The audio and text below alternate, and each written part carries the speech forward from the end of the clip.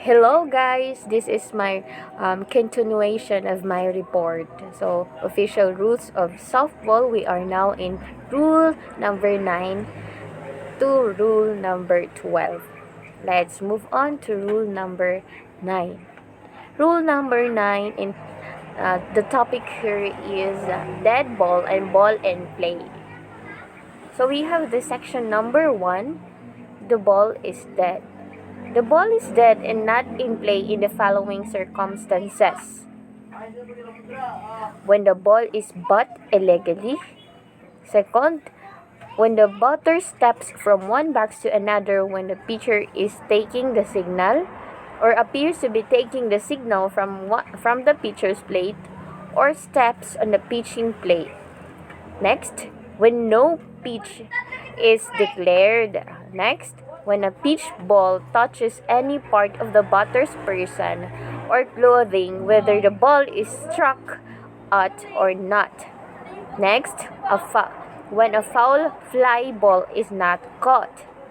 Next, when the offensive team causes interference. And lastly, when a fair butt ball strikes an umpire or runner. So here is the details. Before touching a fielder, including the pitcher, and before touching a fielder other than the pitcher without being touched, or after passing a fielder, in excluding the pitcher, and in umpire's judgment, another fielder had a chance to make an out. Next section. So we have the section number 2, the ball is in play. Section number 3, delayed dead ball. So itong delayed dead ball, there are 5 situations when a violation of rule occurs. An umpire recognizes it and the ball remains live until the conclusion of the play.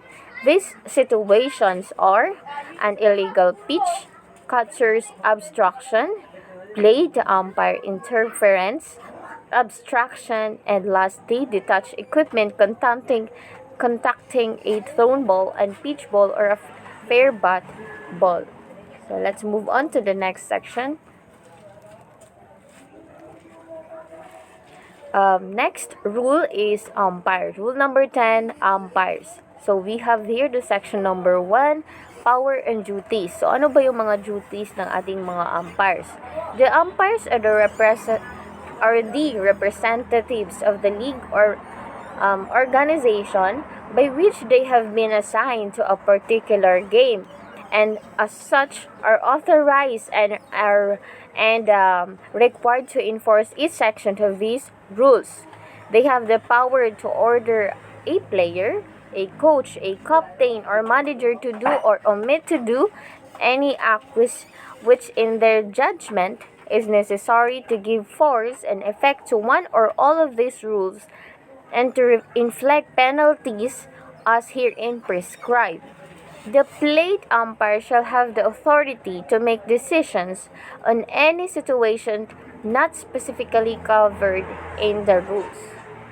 So next section. Section number 2, we have the plate umpire. Section number 3, we have the base umpire. So itong base umpire shall take such positions on the playing field as required in accordance with the relevant umpire systems. So section letter B shall assist the plate umpire in every way to enforce the rules of the game. Section number 4, responsibilities of a single umpire. So ano ba yung mga responsibilities ng single umpire natin? If only one umpire is assigned, his duties and jurisdiction shall extend to all points. The umpire's starting position for each pitch shall be from behind home plate on each bat ball or play that develops. The umpire shall move out from behind the plate and into infield to obtain the best position for any play that develops. So here is the section number 5, change of umpires. Change of umpires. Umpires cannot be changed during a game by the consent of opposing teams. So nag-change lang sila unless an umpire is incapacitated by injury or illness. So we have the section number 6, umpire's judgment.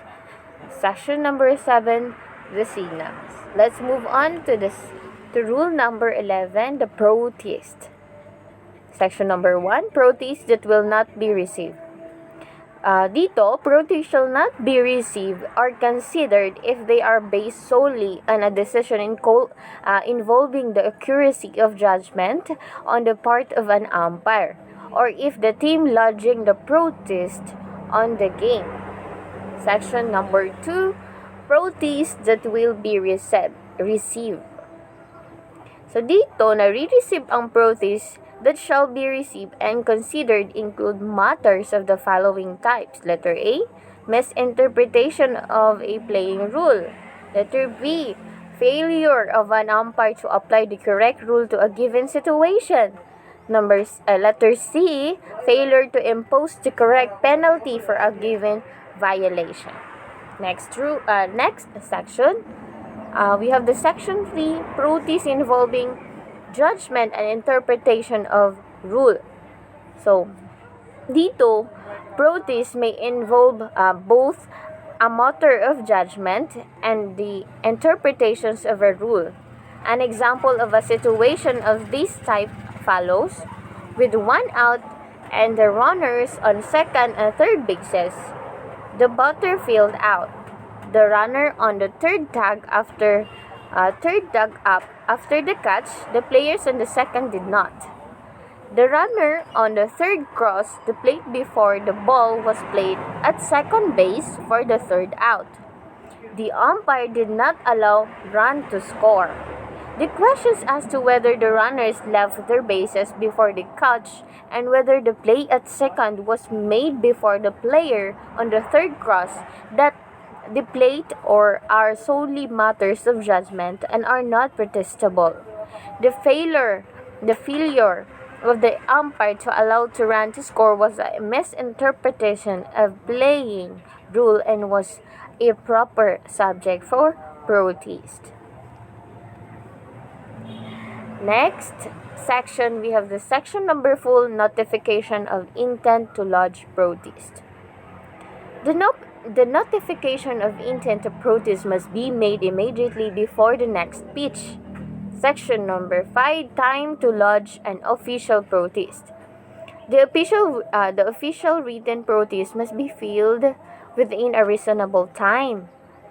In the absence of the league or tournament rule fixing the time limit for filing a protest should not be considered if filed within a reasonable time. Depending upon the nature of the case and the difficulty of obtaining the information on which the protest be within 48 hours after the scheduled time of the content is generally considered a reasonable time.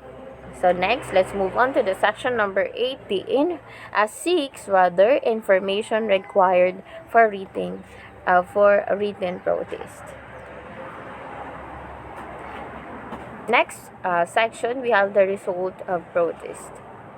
The decision made on a protested game must result in one of the following. The protest is found invalid and the game score stands as played. Letter B, when a protest is allowed for misinterpretation of a playing rule, the game is replayed from the point at which the incorrect decision was made, when the decision is corrected. Lastly, when a protest for ineligibility of a team roster member is allowed, the game shall be forfeited by the offending team. Lastly, we have the rule number 12, the scoring. Section number 1, the official scorer. So dito, letter A shall keep records of each game as outlined in the following rules. Letter B shall have the sole authority to make all decisions involving judgment. For example, it is the scorer's responsibility to determine whether a batter's advance to first base is the result of a hit or an error. However, a soccer shall not make a decision which conflicts with the official playing rules or with an umpire's decision. Section number 2, the box score. Each player's name and the position or positions to be played shall be listed in the order in which he bat or would have bat unless the player is legally substituted, ejected, or removed from the game or the game ends before his turn at bat. Next. So, these are last na pala yun. So, yun pala ang rules, official rules ng ating larong softball. So, I hope you guys, you've learned a lot from my report. God bless.